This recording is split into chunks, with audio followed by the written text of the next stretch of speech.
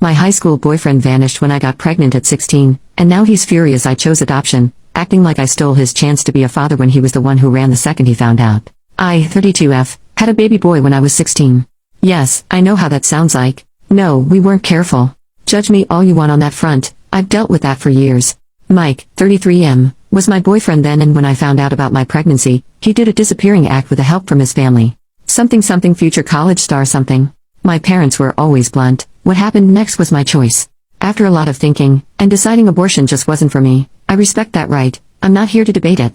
It was just not for me, I chose to give up the baby for adoption. My parents knew a super sweet couple that were looking to adopt. We met and I just knew they were the right people. This turned from a teenage mistake to an almost surrogacy. I started homeschool to finish my education and to have rest. The adoptive parents were with me for everything and even paid for most of the medical cost. The adoptive mother was a teacher, so she helped me with my schoolwork and to prepare for college. They were present for the birth and I refused to hold the baby. Instead, his actual mother did. And it was just right. I've stayed in the baby's life in a distant position as a special aunt. Well, he's no longer a baby and he knows who I am, but his mom is the same woman that raised him and I continue to be his special aunt. The only change is now he knows who to call if he needs a kidney. His sense of humor is like mine, go figure. We talk maybe once in a blue moon, which in all honesty is the best. He's happy and I don't regret giving him up to have a happy life. For my part, I got married 6 years ago. My husband Aaron, 44M, was divorced and in good terms with his ex Bella, 40F. They have 2 children together. A boy that is 16 and a girl that is 19. My husband made it clear since we began dating that his kids' approval was important and that Bella was part of his life forever. Not as a spouse but as a friend and mother to his children. I also told Bella and him about my teen pregnancy. Well, to begin with the kids, my stepdaughter and I get along well. She's obviously closer to her mother, but she still does girls' days with me every so often. It's more like friends though. My stepson is incredibly close to me. He calls me his other mom and always asks me to be present for important events. We bonded when his childhood dog passed away, as my cat died about the same time. Bella and I? We're best friends. I know people have complicated relationships with their partner's exes, but we always show respect to each other. I've never tried to take her place. I know Aaron and her shared something special long before I was in the picture. That's their history. And I am a stepmom, not a mom. Her place in the kid's life is not up for competition. The reason for this background is that the whole mess with Mike started when I took my stepson to a medical appointment. It wasn't serious, though he did have to use anesthesia. Aaron and Bella both couldn't get the day off. They tried, but their jobs are on call and they cannot easily take time off. So I went on my own to be my stepson's support. I didn't recognize Mike as one of the doctors. His real name, both first and last name, are incredibly common and it had been years since I've seen him. Not to mention, my priority was being my stepson's support and everything else was secondary. After my stepson was done, he was a bit out of it as expected. I was setting him up in the car and making sure he was comfortable when Mike came over. He told me he had been thinking about me and our son for so long, and he was glad our boy was okay.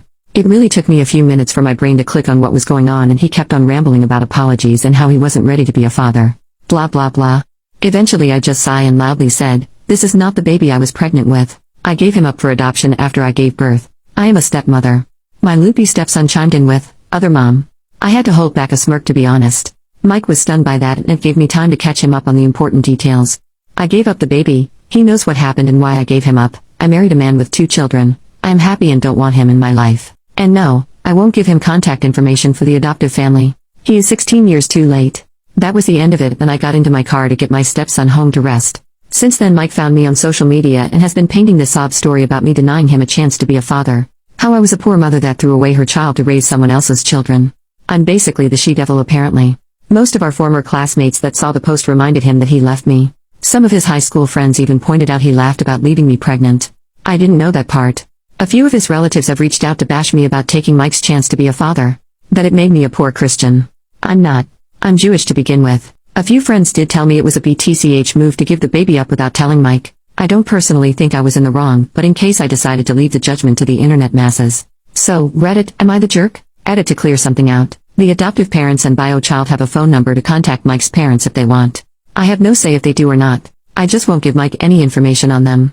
Update, 17 days later. This is probably the one and only update I'll be doing.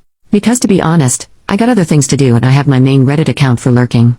I'm going to start with the important matter. A lot of people were worried about my biological kid and what he wished when it came to Mike. Well, I got his permission to post this. He spoke to Mike once a few days after I told him where he could find Mike.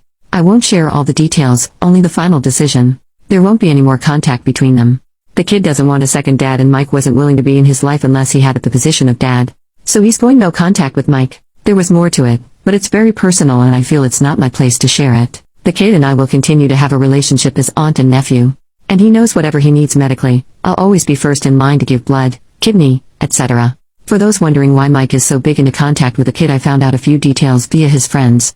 Mike can have more kids. He just hasn't had a stable relationship in years. Which I can believe since I finally had enough and decided to accept going to have coffee with him to get some things squared away. My husband came of course, but he sat in another table to let me deal with it. I asked him to. The conversation was a SHT show, to be honest. Mike brought me flowers and chocolate-covered strawberries, my old favorites. He treated it all like some date. I nipped that bud immediately. I introduced my husband and told him we were very much in love and happy, so I don't appreciate any attempts at unwanted romance. Once we sat down, he started by telling me what I knew about him having failed relationships. That he felt no woman could meet his standards for a wife and mother to his children since he already saw me as that. He claims he feels guilty for choosing college over me, our baby. He was well aware of the court dates regarding custody and that I was trying to put the baby up for adoption. When he saw me taking care of my stepson, he thought I had chickened out of giving the baby away. Seeing me be all caring of our baby boy made him think how great it would be if the three of us could be a family, and maybe have a bigger family down the road. He had the gall to ask me if I would consider divorcing my husband and try to fight for custody of our son. I have to admit, I laughed in his face. I probably was overly cruel, but I had years of stress, heartache, and judgmental encounters to drop on him. I told him all I saw in him was a coward. A coward that instead of staying to make adult decisions decided to run with help of mommy and daddy. That any love I had for him died the day I had to push out a full human being, and instead of knowing I had support from him, there was a big empty spot where the dad was supposed to be. That I almost ruined my life and had to throw away prom, senior pictures, and even graduation, because I was far too pregnant to party, appear on the yearbook or walk into stage to get my diploma. He got to party and enjoy life while I had to fight tooth and nail for an inch of respect, yet we both had unprotected lovemaking. The only difference is his little guy wasn't big enough to pop a baby out or satisfy a woman to begin with. That was a bit mean, but not sorry. After I calmed down, I simply told him I had a happy life with a man that loves me. Great stepkids that are the greatest gift, a best friend who lets me be a stepmom to her children. A nephew who I adore and who despite our history as biological mother and child, he still loves me as his special aunt rather than hate me. My family is perfect because he's not part of it and I have no intentions to live in his fantasy. And that I can't wait to get pregnant with my husband's child to add to that perfection. I also told him to leave our biological kid alone. He has made his choice and it is up to him if he ever reaches out for Mike. And also let him know I would be making a formal complaint to his hospital for his harassment. Good thing my husband took screenshots, because by the time we got home, Mike had deleted all the posts. A lot of his former friends did repost screenshots making fun of him. The silver line in all of this is that I have reconnected with my high school classmates and to be honest, they are great people and it seems they're doing good in life. Seems Mike is in a handful that stayed in his school hype mindset. It's been about 3 days and no signs of Mike. My husband did get the biggest ego boost when he overheard me going off on Mike and has been insufferable, in a good way. So, there's mostly good news. Hopefully one of these days we'll get even more good news since we actually are excited at the idea of having a baby together.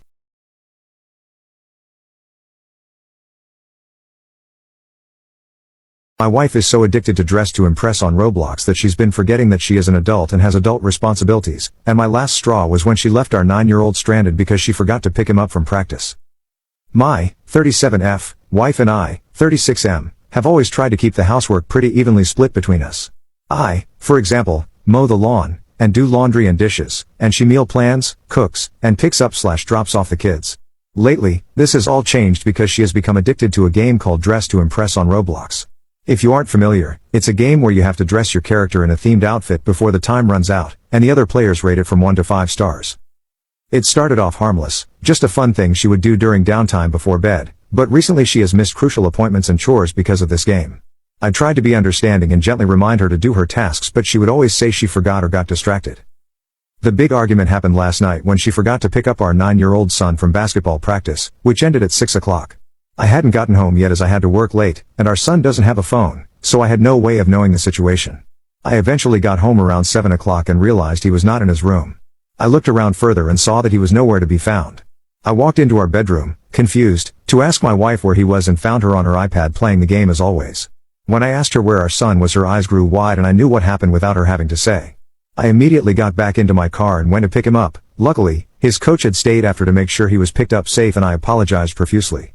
Apparently, he had been calling and texting my wife, who was the emergency contact, and she didn't even notice. When we got home I immediately blew up at her. How could she be so addicted to a kid's game that she completely forgot our son? Now, she's telling me it was a one-time thing and that I'm a jerk for getting angry. I don't know what to think. I do kind of understand her side of the story as it has only happened one time, but she has to be a responsible parent. She can't just completely forget about our child who has no way to get home on his own. So, am I a jerk? Update. Hi everyone, thank you for all your advice on my previous post. So, I decided to have a conversation with my wife the day after I made the post about the time spent on video games. We talked for a while and I tried to bring up important things people talked about in the comments. I saw a lot of people suggesting that I completely block and delete Roblox from her devices, and I brought that up. Obviously, she didn't take that well. I told her it's completely unacceptable what she has been doing and there needs to be at least a time limit set on her device. I can't control her, but I made it clear it's a very important thing to me and it would damage our relationship if she said no. After I said this, she agreed to the time limits. Another thing I saw a lot in the comments was concern for my wife's mental health. I appreciate people's insight into this because it's something I don't really have a lot of experience in. I asked her if she would consider seeing a therapist and she said she would think about it. People were also concerned about how my son is feeling after all this. I didn't realize that it was something that may have an impact on him. I had a conversation with him and made sure he understood his mom and I love and care for him and that nothing like this would ever happen again. I also have ordered him a cheap flip phone so he wouldn't be completely stranded alone if these events did end up repeating. If there's anything I should do or could do differently regarding my son, please let me know because I don't exactly know how to navigate this situation. I don't want to be too harsh on my wife. We love each other and it's been made more clear after our talk that this should not be marriage ending or cause any lasting damage. If anyone has any further advice or thoughts, I will be happy to read it. Thank you.